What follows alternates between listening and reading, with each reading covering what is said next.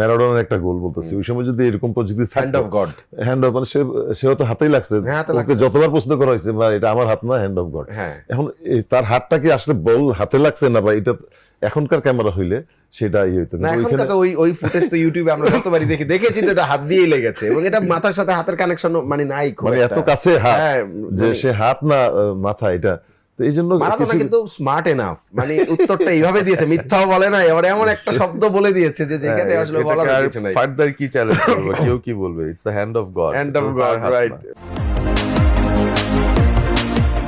কাসা ভাই, এই যে একটা ওয়ার্ল্ড কাপ হচ্ছে, ভিএআর দিয়েও কোনো ধরনের কনফিউশন কাটছে না, বরঞ্চ ভিএআর আরো ক্লামজি করে ফেলছে এই, এবং অনেকেই বলছে যে একটা খুবই পক্ষপাতিত্বমূলক একটা ওয়ার্ল্ড কাপ আমরা দেখছি, স্পেশালি কিছু কিছু সিদ্ধান্তের ক্ষেত্রে। এটা একদম লিওনেল মেসিকেও যে ছেড়ে দেওয়া হচ্ছে ব্যাপারটা তা না। এখন হচ্ছে কি, প্রতিটা ওয়ার্ল্ড কাপে আসে নীতিমালা চেঞ্জ হচ্ছে।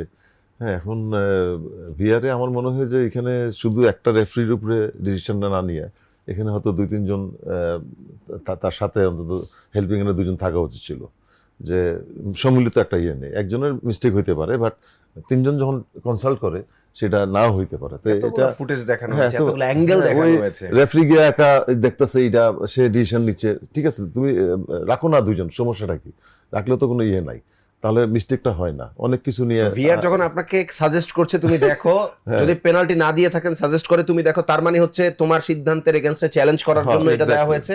আর যখন আপনি দিয়েছেন, যখন আপনাকে আবার বলে যে তুমি দেখো, তার মানে হচ্ছে আপনি যেটা দিয়েছেন সেটার এগেইনস্টে চ্যালেঞ্জ আছে। সো এই ব্যাপারটা হচ্ছে ভিআর তখনই সাজেস্ট করা হয় যখন সিদ্ধান্তটা নেয়ার জন্য আর একটু বেশি ফার্দার চেক করার ব্যাপার থাকে। তো ভিআর একটা জিনিস কি, অনেক সময় রেফারি ভুল সিদ্ধান্ত হয়ে থাকে, একটা ভুল সিদ্ধান্তের জন্য একটা টিম অনেক আগে আমরা দেখেছি বাদ হয়ে যায়। যেমন এই ভিআরটা যদি আপনি মনে করেন ওই যে ম্যারাডোনার একটা গোল বলতেছি, ওই সময় যদি এরকম প্রযুক্তি hand of God, hand of মানে সেও তো হাতেই লাগছে, ওকে যতবার প্রশ্ন করা হয়েছে বা এটা আমার হাত না হ্যান্ড অফ গড, এখন তার হাতটা কি আসলে বল হাতে লাগছে না, বা এটা এখনকার ক্যামেরা হইলে সেটা ইয়ে হইতো। ওই ফুটেজ তো ইউটিউবে আমরা যতবারই দেখেছি তো এটা হাত দিয়েই লেগেছে, এবং এটা মাথার সাথে হাতের কানেকশন মানে নাই, মানে এত কাছে হাত যে সে হাত না মাথা, এটা এই জন্য মারাদোনা কিন্তু স্মার্ট এনাফ, মানে উত্তরটা এইভাবে দিয়েছে, মিথ্যাও বলে না, এবার এমন একটা শব্দ বলে দিয়েছে যে যেখানে আসলে বলার কিছু নাই। ফার্দার কি চ্যালেঞ্জ করবে, কেউ কি বলবে, it's the hand of God, hand of God, right. সবচেয়ে আসছে যে এই যে 8টা-10টা ক্যামেরা, প্রত্যেকটা ক্যামেরার মধ্যে মানে মাথায় না হাতে, এটা আসলে এত কনফিউজ, মানে কনফিউজিং আসলে ওয়ার্ল্ড কাপটা। তবে আরেকটু কনফিউজিং আমার কাছে লেগেছে এবিপি, সেটা হচ্ছে আরেকটা দেখলাম কোন টিমের সাথে অফসাইডে যে অল্প একটু টো ঢুকে গেছিল। হ্যাঁ, 2-3টা এরকম ইনসিডেন্ট, 2-3টা হয়েছে, খুবই মার্জিনাল, খুবই মার্জিনাল, এটা মানে রিয়েলি মানে যাক। তারপরে মানে এই পুরো ওয়ার্ল্ড কাপে প্রযুক্তির কিছু ব্যবহারের কারণে কিছু কিছু দল তো আবার বেঁচেও যাচ্ছে।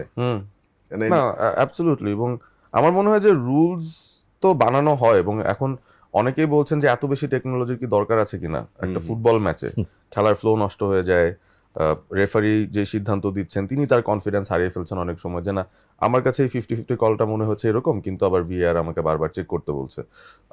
ধরেন একটা নখ বেরিয়ে গেছে, ওই দাগটা লেজার দিয়ে টেনে দেখানো হচ্ছে যে আপনি কিন্তু অফসাইড। তো এত ক্লোজ কল, এই ব্যাপারগুলো একটু সমস্যা তৈরি করে, বাট রুলস আর রুলস। এখন অনেক ক্ষেত্রে তো বড় বড় অফসাইডের ঘটনাও আসলে পার পেয়ে গেছেন অনেকে। একদম ভিআর থাকাতে যেটা হয়, অন্তত এই ব্যাপারগুলো অ্যাভয়েড করা যাচ্ছে আর কি। নখের গুলাও ধরা পড়ে যাচ্ছে, বাট বড় বড় অফসাইড গুলো আসলে ধরে ফেলতে পারছে ইজিলি মানুষজন।